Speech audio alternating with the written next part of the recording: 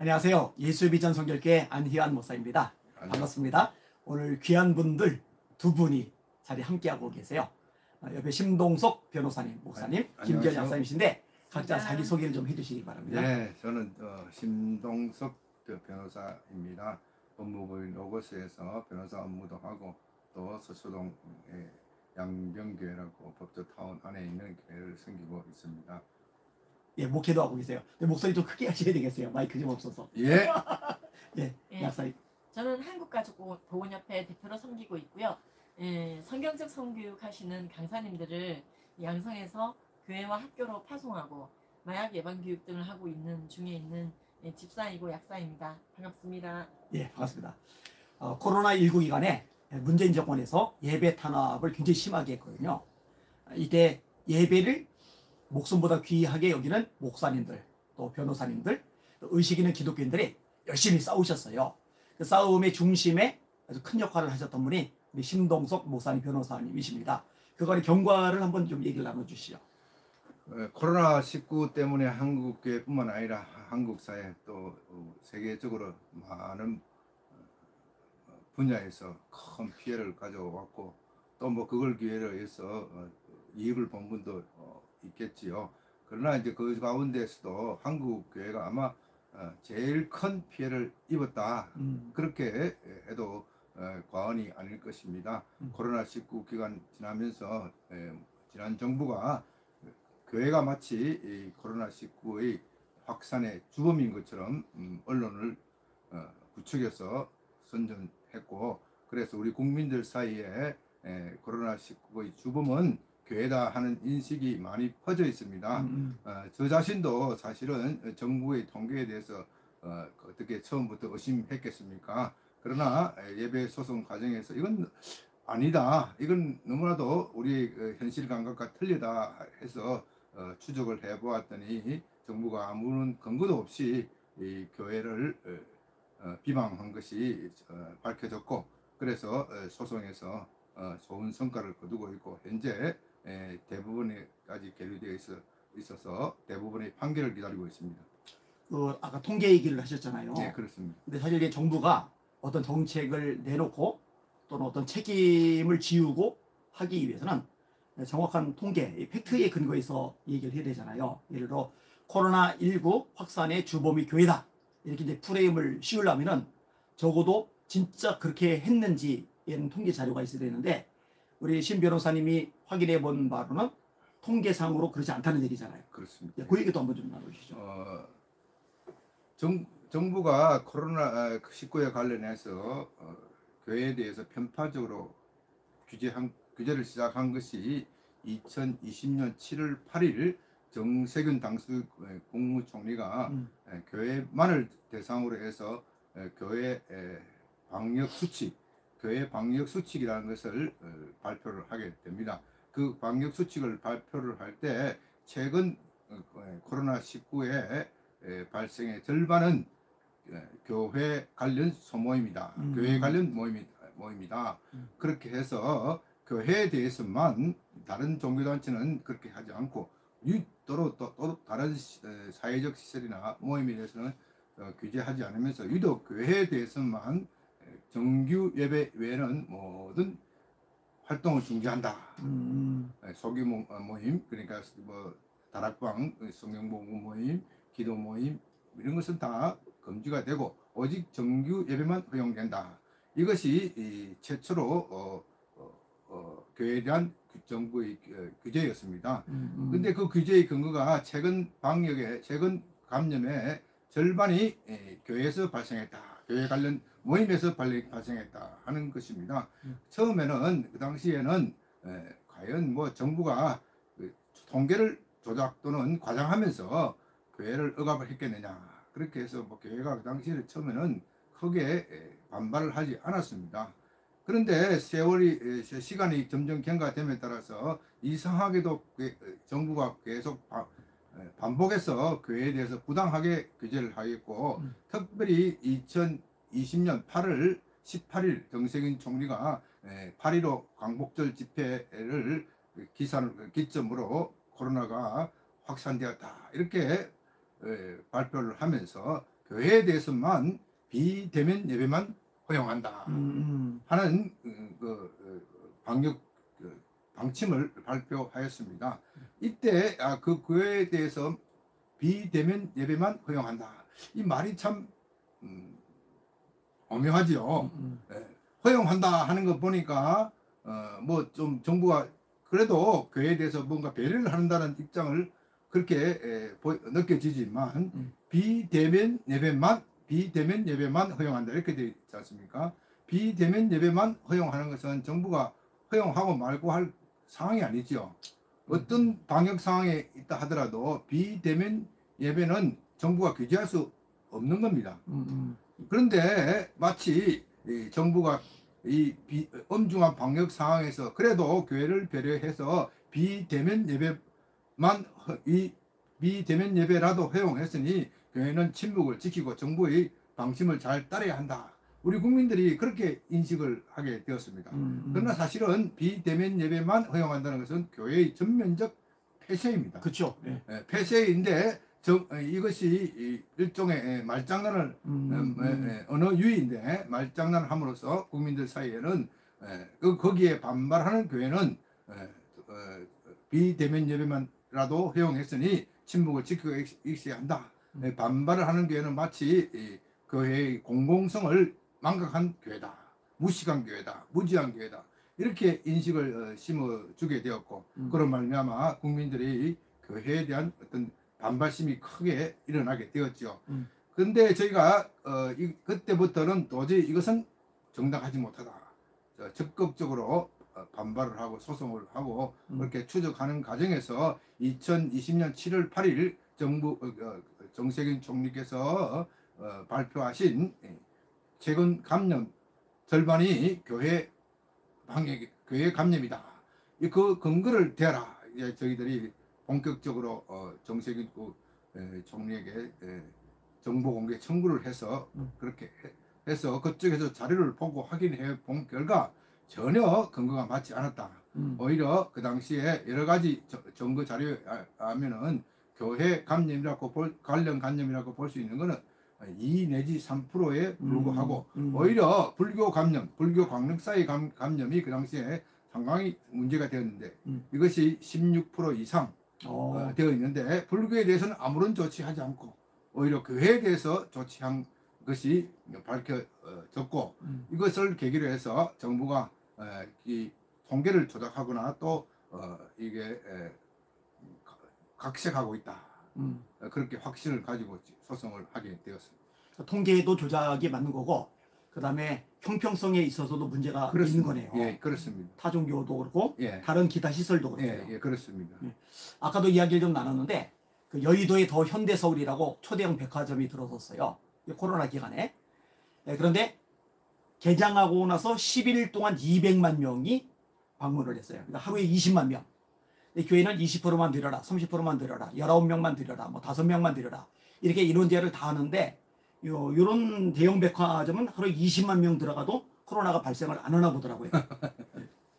뭐 그 정부 발표하면은 교회만 특별히 이 코로나19 바이러스가 교회를 굉장히 좋아하는 걸로 되어 있죠. 그러나 그런 과학적인 근거는 전혀 없기 때문에 이 교회를 차별한 것이 틀림없습니다. 우리 김전 작선 이 책에 보시면은요 통계가 정말 잘 나와 있거든요. 그러니까 오히려 전체 종교 발 자체가 8% 정도로 돼 있어요. 그리고 교회는 그 중에 반이 안 되고. 그러니까 방역을 잘한 집단인 거예요. 물론 방역 잘못하는 교회도 있겠지만, 근데 이 책에 그게 통계가 너무 잘 나와 있어요. 굉장히 신랄하게 나와 있고, 전부 다 파트별로 다 나눠져 있거든요. 어디서 절반이라는 숫자가 나오는지를 모르겠어요. 근데 이제 문제는 뭐냐면 제가 그 팬데믹 기간 동안에도 되게 이제 강의를 계속하고 다녔기 때문에 현장을 다 보고 사진을 다 수집해 놨거든요. 꽉꽉 차 있던 교회들, 물론 식당들도 타격이 있었겠죠. 근데 교회들은요, 찬양대가 19명, 강사 있나 1명, 2,000명 들어가는 강단 안에 20명. 그 제한을 지킨다 보니까는 폐쇄된 거나 다름없는 건데. 그렇죠. 근데 지금 이 책은 굉장히 자세하게, 굉장히 담담하게 통계 위주로만 적혀 있는데 저희 목사님께서 쓰신 책이거든요. 예. 그래서 이 책이 저희 한국가족보건협회 이 책을 한국가족보건협회에서 이 책을 이제 구입해서 이 신학교만 한 게 신학교 다 보냈습니다. 교장님께 싹다 보내고 예. 주요 학교 도서관에 보내고 예. 그 일을 저희 한가협이 했던 이유 중에 하나가 정말로 가장 끝까지 갔을 때 지켜져야 되는 게 신앙의 자유, 예배의 자유잖아요. 예. 그 힘든 시기에 누구나 고립되고 외로운 그 시기에 완벽한 고립과 긴장과 우울을 양산시켜버린 게 이 예배 폐쇄였어요. 그렇죠. 제가 봤을 때는 가족 복원에 전혀 도움이 되지 않았어요. 오히려 죽게 만들었지. 굉장히 이건 한국 교회가 사과받아야 될 일이고, 아니 잘못한 교회가 있다면 그 잘못한 교회는 방역에 대한 의무를 잘못한 것에 대해서 타당하게 조치를 취했겠죠. 근데 지금 그게 아니고, 그래서 제가 참 이 책이 점잖게 근데 굉장하게 통계 위주로 잘 나와 있습니다. 예. 근데 지금 이 책이 이제 2세가 들어가야 될 판인데 어떻게 해야 2세가 들어갈 수 있느냐? 이 방송 보신 분들이 저 쿠팡이든 뭐든 다 깔려 있거든요. 진짜 클릭해서 제발 한 권씩 구입해 주시고 이렇게 앞쪽으로 이렇게. 여러분들의 담임 목사님에게 담임 목사님이 뭐 분주하시잖아요. 그러니까 꼭 권유해 주시고 2세가 들어갈 수 있도록 도와주시면 좋겠습니다. 저는 이제 제가 할 수 있는 선에서는 싹 다 했거든요. 예. 그러니까 여러분들도 할 수 있는 선에서 나중에 진 다음에 땅을 치고 해도 소용없습니다. 지금 하셔야 된다는 것이죠. 그래서 끝까지 예배의 자유를 지켜서 전 세계 선교사를 보낼 수 있는 영성과 교세를 지킬 수 있도록 파이팅 해주시면 좋겠습니다. 네, 저희 책을 잠깐 소개를 하면 코로나19와 예배의 자유 이렇게 되어 있습니다. 코로나19 상황이 지금 끝나고 모든 것이 정상적으로 돌아왔지만 우리 국민들 사이 내리에는 코로나19의 주범은 교회다. 확산의 주범은 교회다. 이런 내리 속에 워낙 그동안 매스컴에서 많이 떠들어 왔기 때문에 그런 의식이 남아 있습니다. 세뇌가 돼 있어요. 그래서 역사에서 코로나19의 주범은 교회다 하는 것이 아마 남게 될 것입니다. 그러나 사실은 그것이 아니고 그것이 아닌 것이 소송의 과정에서 사법적으로 밝혀진다면은 우리가 어떤 누구와 그런 주장을 하더라도 그것이 아니라는 것을 정당하게 당당하게 말할 수가 있습니다. 그래서 행정소송이나 이런 각종 소송하는 것이 의미가 거기에 있습니다. 교회가 억울한 누명을 쓰면 두고두고 교회는 공공성이 없는 단체다. 그렇게 인식이 되기 때문에 전도도 잘 안 될 것입니다. 그래서 저희들이 소송을 하면서 그 소송 과정에 있었던 그 일들, 저희들이 모았던 자료를 이 책에 담아서 역사의 기록에 남겨두자. 그렇게 하면 만일에 누가 그런 주장을 한다 그러면은 적어도 이 책을 언급하면서 이 책에서 있는 통계나 자료에 의하면 그렇지 않다. 그렇게 반박을 할 수 있기 때문에 제가 썼습니다만은 굉장히 역사적 의미가 있는 책이다. 그렇게 생각을 하고 있습니다. 예. 코로나19와 예배의 자유, 심동석 저 이렇게 된 책이거든요.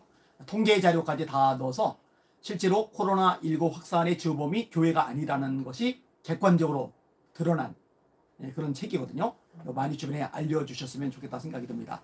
1월 11일에 저기 대법원 결론이 난 거죠.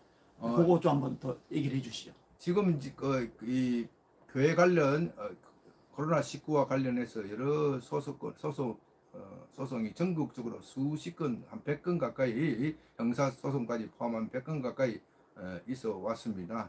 그런데 아직까지 이 대법원에서 최종적인 판결을 내려지지 않고 있습니다.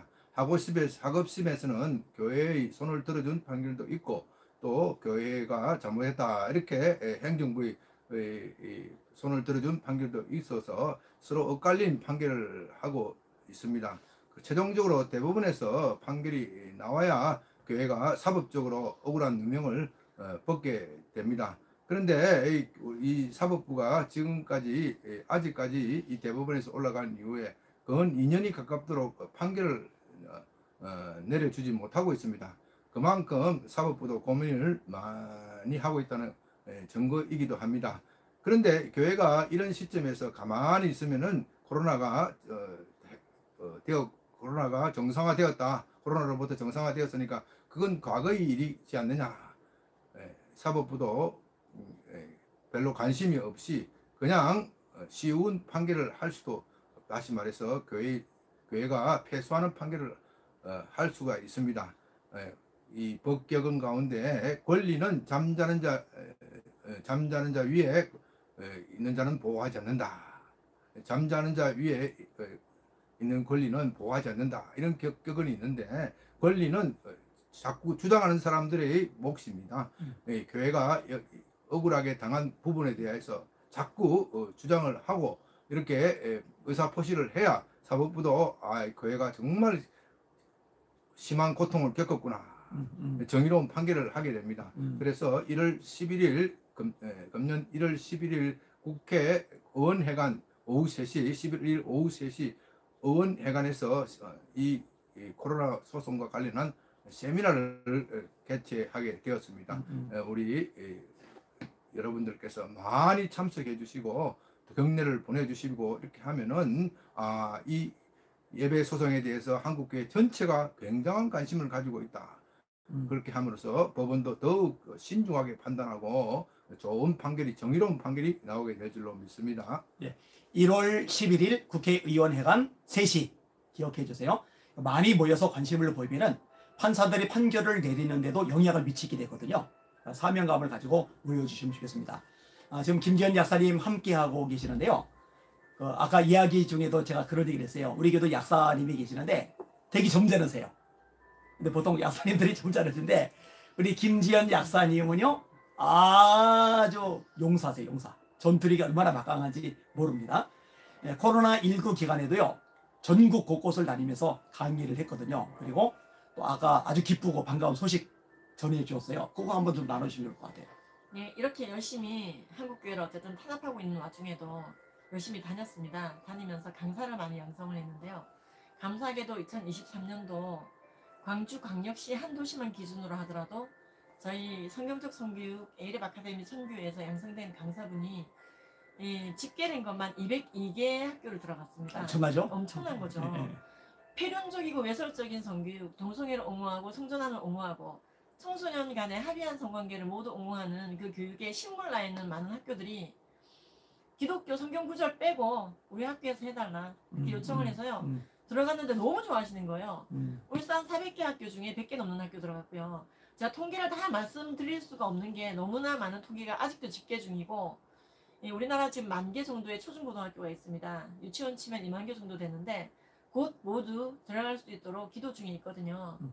제가 근데 그때 정말 마음이 아팠던 게 앞으로 또 팬데믹이 오면 또 한국 교회 뒤집어 씌우겠지.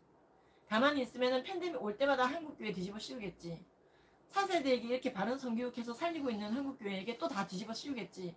그게 참 마음이 아팠거든요. 그래서 정말 여러분 1월 11일 전 정말 우리 국민들의 바른 성가치관 함양과 영혼 구원과 교회 회복을 위해서 1월 11일 3시에 꼭 와주시기 바라고. 그리고 만약 학교에서 법정연수 교육이 다 있잖아요. 성폭력 예방 교육 같은 거 다 의무 교육인데 그때 정말 이상한 교육 많이 하거든요. 아시다시피 여가부는 동성애를 옹호하지 않는 것도 젠더 폭력이다. 성전환을 옹호하지 않는 게 젠더 기반 폭력이다. 젠더 베이스드 바이올런스 교육을 합니다. 그래서 남녀 간의 성폭력을 얘기하는 게 아니고요. 지금 이상한 성교육 합니다. 그래서 성폭력이라는 단어를 제거하고 젠더 폭력, 젠더 기반 폭력 이런 단어를 쓰면서 그런 거를 반대하면은 난 네가 성전환 안 했으면 좋겠어. 이게 폭력적이라는 거예요.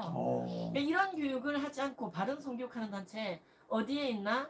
에이랩 아카데미를 찾아오시면은 또는 한국가족보건협회로 연락을 주시면은 반듯하고 음란물을 딱 끊을 수 있는 아이로 키우고 바른 성가치관 함양하여 많은 영혼들을 살리는 아이들로 키울 수 있는 강사분들이 너무나 좋은 분들이 실력 있는 분들이 꽉 있습니다.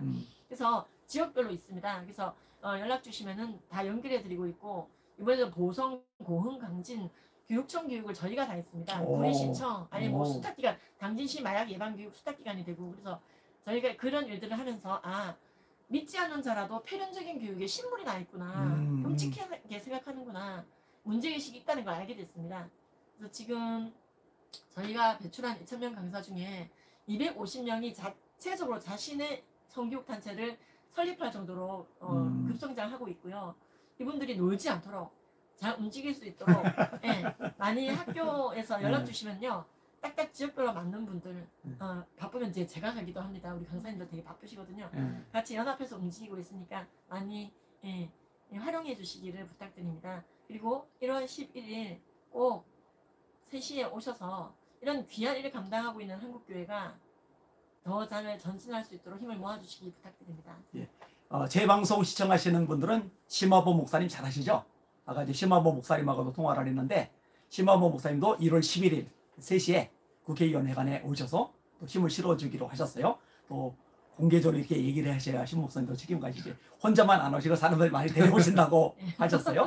네, 이 방송 오시는 분들도 오시면서 또 양 옆에 한 분씩 또 손에 손 잡고서 이렇게 오시면은 참 좋겠다 생각이 됩니다.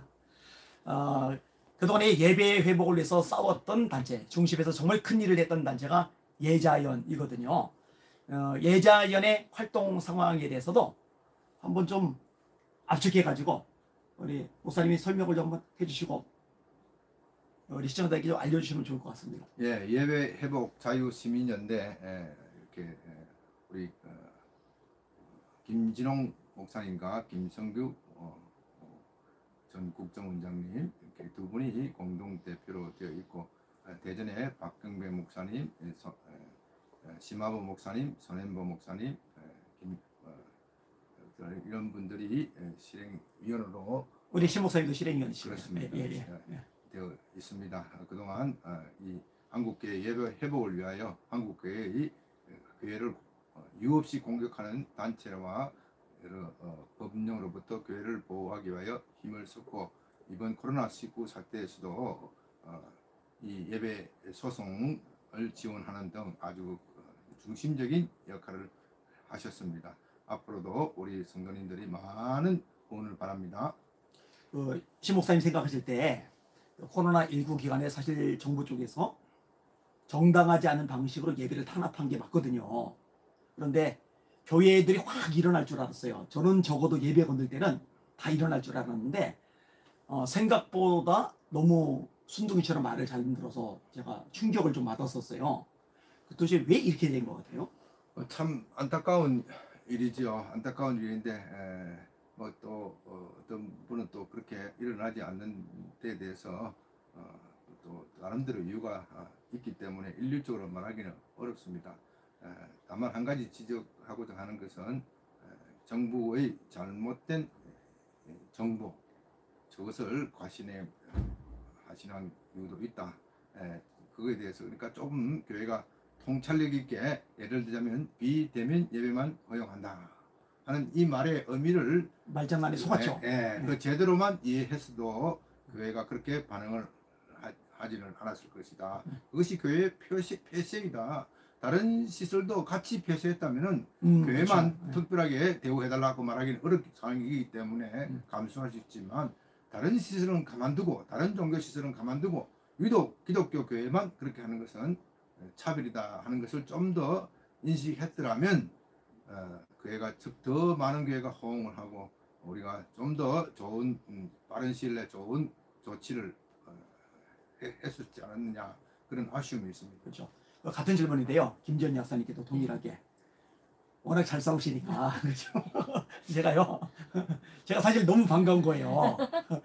제가 이게 뭐 속이 막 커질 것 같은 또 적이 한두 번이 아니라서 이럴 때 좀 일부만 목소리 내고 싸우고 함께 동참해도 흐름 자체를 뒤집을 텐데 생각보다 안 움직여요. 그래서 이제 안타까웠던 적이 많던 차에 이런 에너지를 가지고 막 싸우는 분 보니까 너무 속 시원한 거예요.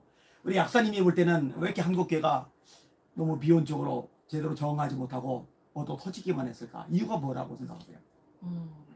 약간 패배주의가 있는 것 같아요. 패배주의. 그러니까 우리 말은 안 먹힐 거야. 그러니까 억울한 일을 하도 많이 당하다 보니까 이번에 또 얘기해봤자 안 먹힐 거야. 그냥 우리가 수그리고 들어가자. 근데 이제 비본질적인 모든 것들은 양보할 수 있어요. 예. 좌하면 우월이라. 왼뺨 때리면 오른뺨 돌려대고. 우리 가서 그러면 심리 가고. 구독 달라 그러면 속옷 주고. 근데 본질적인 문제에 있어서는 그래서는 안 되잖아요. 예. 근데 그런 비본질적인 것에 대한 양보의 관성인지 모르겠지만 이런 완전한 본질적인 일에 대해서는 별로 이상하게 이제 안 좋은 이제 그 내성이 생겨가지고 이것도 양보해야 되나 그렇게 되는 것 같아요. 근데 제가 이제 그 팬데믹 때 그래도 집회를 하고 다녔던 교회들은 그럼에도 불구하고 집회를 하고 있는 교회들이었거든요. 근데 가보면은 너무 마음이 아픈 거예요. 음. 예전에도 갔던 교회를 또 가는 경우가 되게 많거든요. 예. 안 간 교회는 있지만 한 번만 간 교회는 없기 때문에 음. 가보면은 너무 눈물이 나는 거예요. 음. 그래서 그 교회에서 이제 강의를 마치고 비대면이니까 아무도 없는 상태에서 방송만 찍고 나와서 식당에서 밥을 대접해 주시잖아요. 예. 보글보글해요. 아. 교회는 텅 비고 식당은 꽉 예. 차고. 그래서 내가 이제 이건 진짜 아니다. 그래서 이제 그때 더 가열차게 강사를 양성했던 것 같아요. 그럼 학교로 갈게. 네. 그래서 막 강사 양성하고, 근데 정말로 학교에서 이제 불러주시고 하니까 기뻤는데요. 근데 그때 이 생각이 들었어요. 약사로서는 바이러스는 변종이 생길 것이고 앞으로도 또 팬데믹이 올 건데 에볼라 지나가고 메르스 오고 메르스 지나가고 이거 오고 또 뭐가 올지 모르는데 지금 우리가 가만히 있으면은 본질적인 것을 자꾸 양보하는 폐비주의에 빠져 있으면은 다음번 왔을 때요 더 두드려 잡아요. 그때는 정말로 그냥 기독교인인 것 자체를 수치스럽게 만들 겁니다. 나라가. 그래서 이건 과학적이지도 않고요. 의학적이지도 않은 조치였다 생각합니다. 그렇죠. 네. 이제 법적인 얘기를 잠깐 좀 하려고 해요. 그 미국 같은 경우에 연방 대법원에서 사실 이 감염병으로 인해서 이런 제한한 것에 대해서 판결이 나왔더라고요. 수정헌법 1조에 의해서 감염병 예방법이 종교의 자유를 침해할 수 없다라고 판결을 내리면서 사실은 상위법이잖아요. 그렇죠. 헌법이 거기 뭐 표현의 자유, 뭐 집회 결사의 자유 이런 특별히 이제 신앙의 자유, 종교의 자유가 있잖아요. 근데 감염병 예방법은 헌법 밑에 있는 하위법이거든요. 그러니까 하위법을 가지고 상위법을 지금 뒤집어 엎은 꼴이란 말이에요. 근데 미국 같은 경우는 이제 연방 대법원에서 이렇게 판결을 내려버리니까 그 네바다 같은 경우 교회는 그 주지사가 이런 제안을 했는데 그렇게 피해를 받던 교회한테 손해배상까지 했더라고요. 예배를 못 드리게 했기 때문에 인원을 제한했기 때문에 교회가 이렇게 피해를 입어서 주에서 배상하라 나왔는데 만약에 우리나라 대법원에서 판결이 나오면은 우리나라도 이런 식으로 배상이라든지 이런 것까지 혹시 가능할지 저는 그게 좀 궁금했어요.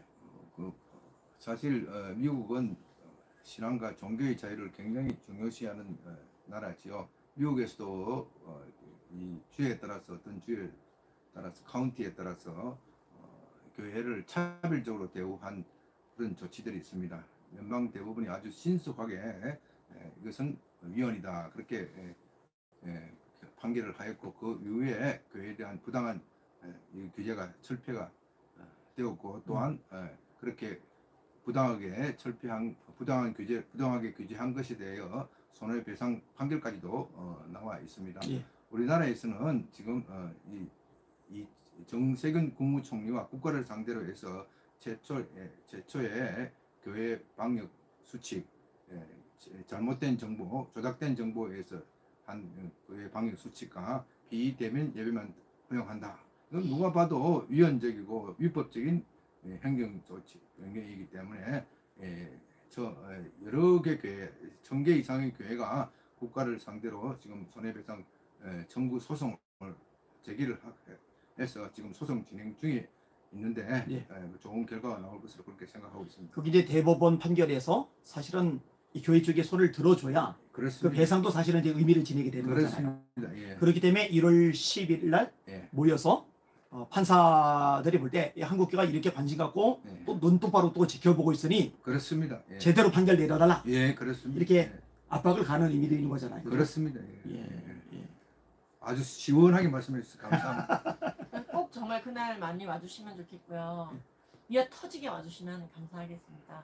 이 준비하시는 분들 그리고 책을 쓰시는 분들처럼 와서 막 일을 하고 책을 쓰고 재판에 가담하라는 게 아니잖아요. 와서 같이 자리를 함께 해달라는 거잖아요.